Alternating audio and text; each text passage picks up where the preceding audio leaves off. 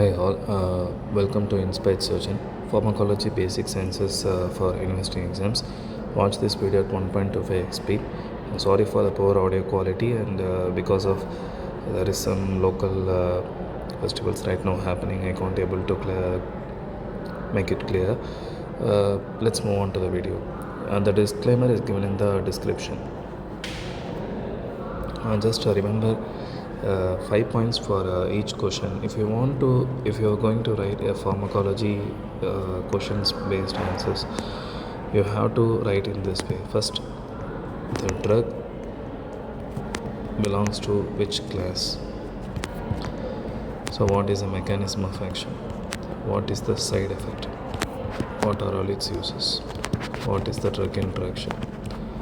How it is metabolized? How it is excreted? So are there any alternatives? So these 6 subheadings should be for each question, so that it will help the examiner to let you know about. He knows the exact points about the question. So if they are asking about any chemo drugs, remember this point. It's bone marrow suppression, stomatitis, vomiting, alopecia. See, chemo drugs will affect especially the rapidly proliferating cells, and predominantly it is present in your hair, oral and buccal mucosa, also your bone marrow. So the bone marrow gets suppression, stomatitis, hair for alopecia, and gastritis, vomiting is more commonly present, right? So now we move on to the basic proper questions. This is a very important topic. Just remember this, NSAIDs. So non-selective, it's called as non-steroidal anti-inflammatory drugs. See, anti-inflammatory, how does it work? If you know this mechanism, everything starts. So first thing is phospholipids. They are converted to arachidonic acid, and from there by phospholipase A2 enzyme, and this arachidonic acid is a pain stimulant.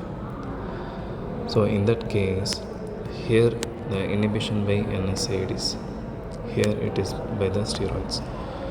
So phospholipase A2 enzyme inhibition is mainly by the steroids, and steroids, they are also anti-inflammatory by this mechanism. So now let's move on to NSAIDs. Just remember 5 points with respect to NSAIDs. Non-selective COX inhibitors. This arachidonic acid is converted to metabolized by cyclooxygenase enzyme. So non-selective COX inhibitors and selective COX inhibitors. What are they? Non-selective is paracetamol, salicylates, and others. And these are indomethacin, naproxen, nalidixic acid, piroxicam, tinoxicam, mefenic acid. So just remember, aspirin, low-dose aspirin inhibits thromboxane A2, and that's how it is having antiplatelet action. Aspirin also inhibits COX, cyclooxygenase enzyme, which is now a painkiller. So it is a reversible inhibitor. Next, aspirin also causes Reye's syndrome in some patients with less than 12 years. Indomethacin, we know indomethacin is mainly DMARD, disease modifying anti-rheumatoid drugs, rheumatoid arthritis, also treatment for headache and drowsiness. Piroxicam, tinoxicam, remember 2 points. These are soluble, so the drugs can be given in a chewable forms. Enterohepatic circulation. Mefenamic acid, we can give it the trapic MF, tranexamic acid, and mefenamic acid for dysmenorrhea. Selective COX inhibitors. There are 2 enzymes, COX1 and COX2. So selective COX inhibitors are celecoxib, Ettaric oxide, rhofic oxide, and vedolic oxide. Just remember silic oxide, ettaric oxide. Ettaric oxide, longer acting, right? And then preferable selective COX inhibitor, preferably COX-2 inhibition. Nimesulide, which is highly hepatotoxic. Just remember this. Nimesulide is highly hepatotoxic. So what are all the side effects? So if NSAID is given, patient will tend to develop peptic ulcer disease because prostaglandins mucus production in stomach, which acts as a surface protection so that it will prevent ulcer formation. So if we inhibit the synthesis of prostaglandins, peptic ulcer disease develop. Most of them are metabolized in liver, so hepatotoxic, and it is and some of them will be nephrotoxic. So what do you mean by paracetamol toxicity? More than 300 microgram per ml within 4 hours, then it is paracetamol toxicity. To treat, we need to give charcoal, as charcoal prevent the absorption of the paracetamol. And we can also go with N-acetylcysteine. N-acetylcysteine is a mucolytic. It's also useful in patients with chemo-induced vomiting. So just remember these points. You have to know 5 to 6 points for each question. Just remember that. So retroviral drugs, it's a very important question.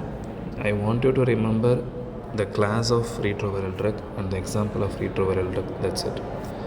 So fusion inhibitors, which is enfuritide, and CCR5, which is marovirac. Integrase inhibitor, dolutegravir, raltegravir. Non-nucleoside reverse transcriptase inhibitor, etravirin, relpivirin, efavirenz. So non-nucleoside reverse transcriptase inhibitors, etravirin, relpivirin, efavirenz. Nucleotide reverse transcriptase inhibitor, just remember abacavir, M-tricitabine, stavudine, dedanosine, and zidovudine. We know all, remember zidovudine. Zidovudine causes megaloblastic anemia and dedanosine causes pancreatitis. Stavudine will tend to cause redistribution of the fat. There is another one thing called protease inhibitors, which is indinavir, atazanavir, ritonavir. These will cause metabolic syndrome. The same, it will cause diabetic hypertension. Indinavir mainly cause renal stones. So there are certain skin reactions, osteoporosis, diabetic and cholelithiasis will be there. And protease inhibitors are hepatotoxic and nephrotoxic. I know it is very difficult to remember. You just keep on revise these points, it will be enough. See this video at 1.5x speed, it will be enough. Yes. So it will be summarized in this. Integrase inhibitor, raltegravir, dolutegravir, and raltegravir. Fusion inhibitors, which is nothing but enfuritide and marovirac. Protease inhibitor, indinavir, atazanavir, darunavir, and ritonavir, lopinavir. Nucleotide reverse transcriptase inhibitor, abacavir, dedanosine, M-tricitabine, lamivudine, stavudine, and zidovudine. NNRT inhibitor, vir. So there are certain things we should be careful. Vir is also seen in this, but it is not here, right? So it is etravirin, nevirapine, relpivirin. Protease inhibitor, ensignavir, whereas NNRT have vir in the middle of the name. This is important. You have to remember this. There are some side effects always. Insulin, the very important kidney stones caused by indinavir, skin reactions, osteoporosis, nephrolithiasis, and cholelithiasis more commonly present. So, cephalosporins, they will ask you this one question. Just I want you to know these points. See, cephalosporins. There are 5 classes of drugs. Recently, there is another one called 6th class. So just remember this point, the spectrum of the coverage of the antibiotic. So initially gram positive, then followed by gram negative. Class 1, class 2 gram positive, class 3 and class 4 is gram negative. In that case, cephalexin, cefaclor, ceftriaxone, these are first generation. How to remember? So don't remember all these points. I want you to remember some basic points. If second generation, it ends with XIM. Cefuroxime, acetyl. Acetyl is a oral preparation. That's it. And third generation, they predominantly ends with zone, zidim, like cefaperazone, ceftriaxone, ceftazidime, and cefotaxime. There is one exemption. Here we see XIME. The same here, cefpodoxime, proxetyl, cefotaxime. Fourth generation. Please remember this. PS4, PlayStation. So cefipime, cefipirone, PIME and pirone. To remember, fourth generation. Fifth generation, ceftaroline, ceftabipirole. It's mainly effective against MRSA. So there are very important cefotaxime, ceftriaxone. They have good CSF penetration, treatment in gonococcal meningitis. Taxime, renal excretion. Ceftriaxone, biliary excretion. So we can give in those patients. So just remember this mnemonic GTP, like GDP. So GTP, which is gonococcal meningitis, typhoid, penicillinase producing Neisseria gonorrhea causing UTI infections, pneumonia, and gastrointestinal surgeries. These are Pseudomonas specific cephalosporins, which are nothing but your ceftazidime and cefaperazone. Now, one point is their biliary excretion preferred in kidney failure. Always remember, cephalosporins will tend to cause neutropenia. They also tend to cause thrombocytopenia.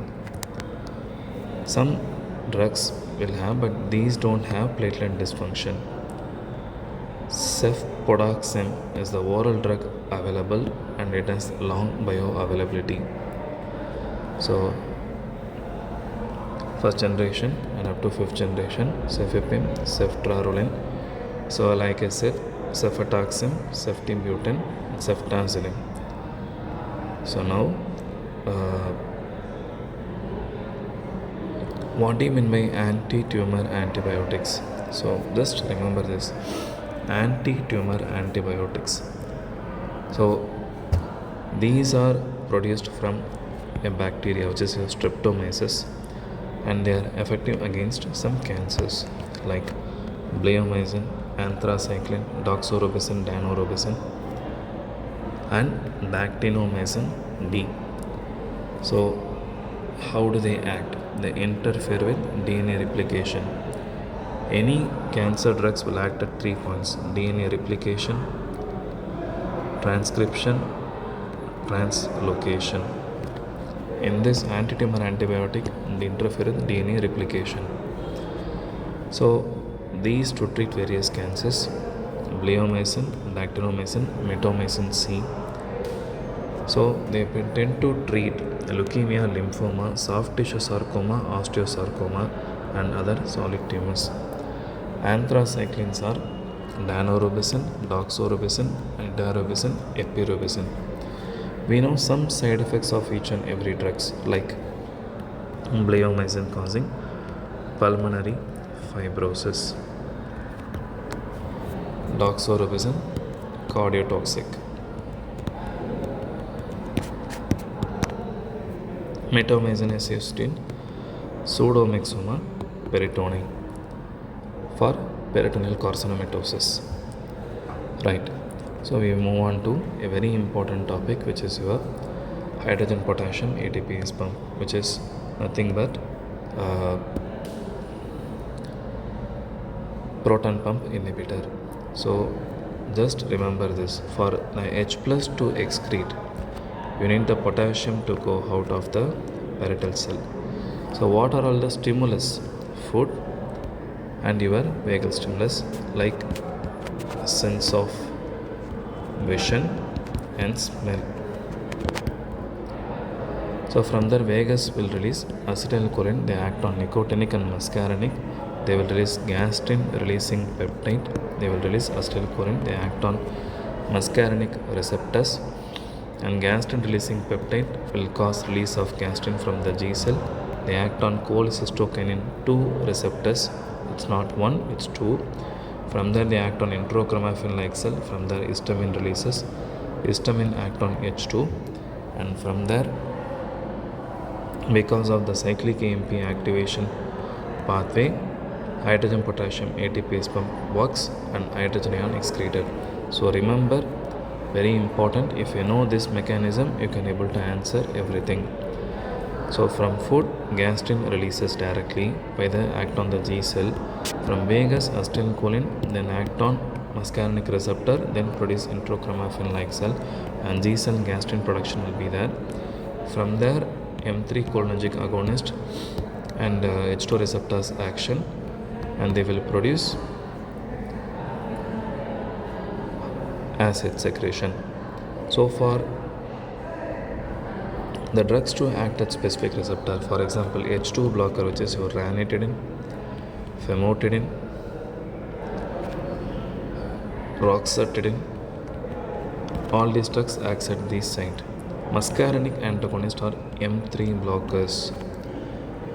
Proton pump inhibitors acts at hydrogen potassium ATPase pump.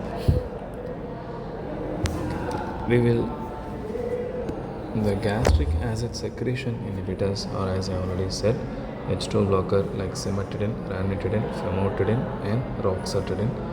Proton pump inhibitor are omeprazole, esomeprazole, pantoprazole, lansoprazole and rabeprazole drugs. Anticholinergics are nothing but propanthalin and oxyphenonium. So these are gastric acid secretion inhibitor. I just want you to remember some basic concept with respect to this. Ranitidine, famotidine and cimetidine. Famotidine F for F fast acting. Cimetidine causes gynecomastia. Omeprazole CYP2C19 drug interaction with warfarin metabolism. Pantoprazole does not have any drug interaction, so the bioavailability and the side effects are bioavailability is good, side effects are less. Lansoprazole longer acting. Rabeprazole rapidly acting. The another one important point with respect to PPIs, these drugs are hit and run. 24-hour acid secretion is blocked by this proton pump inhibitor. And another very important is misoprostol, which is your prostaglandin analog. As I already said, what is the importance of prostaglandin in preventing gastric acid damage to the gastric mucosa. Misoprostol is mainly for NSAID induced ulcers.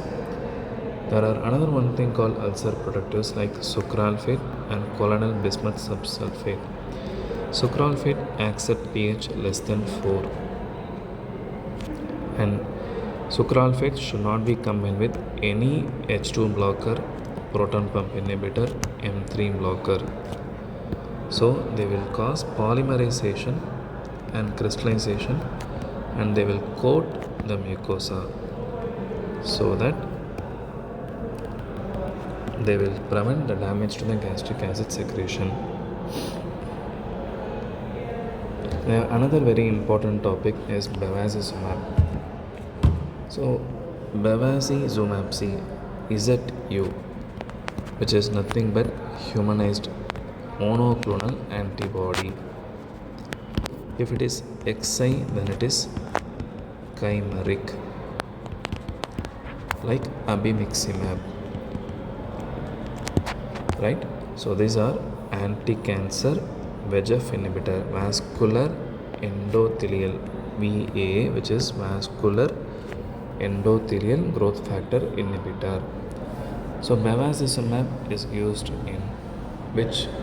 It's a VEGF tyrosine kinase inhibitor.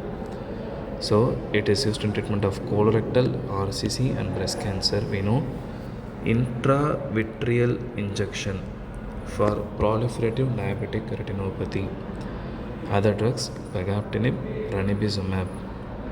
So these are vascular endothelial growth factor tyrosine kinase inhibitor. So what is antibiotic prophylaxis in surgery? So which type of surgery is very important, which prevent the surgical site infection? There is one thing called decisive period within 4 to 6 hours. In this, if there is a skin incision is done, the bacteria enters. So repeat, if surgery prolongs for more than 4 hours. So type of surgery, if it's clean, contaminated and implant wounds. The reason is, in clean wound, the risk of infection with both, if given antibiotic prophylaxis or not, it is 1 to 2%. But now it changes. Here it is 3%, here it is 7%, here it is 15 to 20%, 40% in case of giving not antibiotics. Antibiotic prophylaxis prevents surgical site infection, prevents DVT. So now we have to know about dopamine. Dobutamine is a cardiogenic. It directly acts at the level of heart. Dopamine has 3 action. DBA, which is dopaminic and receptor less than 5 nanogram per ml, beta 1 5 to 10 nanogram per ml, alpha 1 more than 10 nanogram per ml. So dopamine D1 acts at the level of kidney, whereby it increases the GFR, so that may increases the urine output, protects kidney function. Beta 1 is inotropic action, increases pulse rate and BP. Alpha 1 causing vasoconstriction, increases BP, right? So it is cardiogenic shock and septic shock where we'll use. Dopamine will not enter blood-brain barrier. That's why we give levodopa in case of Parkinsonism. Dobutamine is alpha and beta adrenergic, a derivative of dobutamine or dopamine. So it is an inotropic agent in a pump failure, management of severe congestive heart failure. Right. I just want you to remember this tacrolimus, which is tacro, macro, nephro. So this is a mnemonic. Tacrolimus is a macrolide antibiotic which is nephrotoxic. So it is more potent drug, 100 times. Immunosuppressant, so which is a immunomodulator. So it is a calcineurin inhibitor, a macrolide antibiotic, more potent than cyclosporin. It prevents graft rejection. For any graft transplant happens, the graft rejection is a possibility. Tacrolimus given. There are alternatives to tacrolimus in case of tacrolimus toxicity to the kidney. We can go with mTOR inhibitor, sirolimus and everolimus. Causes, side effects, diabetic, neurotoxic, alopecia. There is one thing called loop diuretics. So loop diuretic acts in the loop of Henle, where you will be having hydrogen potassium ATPase pump or sodium potassium 2 chloride transport pump. So these are furosemide high efficacy, bumetanide and torsemide. So they will Medium efficacy drugs are thiazide diuretics and hydrochlorothiazide diuretics. And weak drugs are carbonic anhydrase inhibitors and potassium sparing diuretics. Furosemide are sulfur based drugs, so sulfur allergy can interfere with this. And furosemide is mainly used in congestive heart failure, pulmonary edema, renal failure, nephrocalcinosis. Remember one point, furosemide is a loop. A loop loses calcium. So the diuretic that will cause hypocalcemia is furosemide.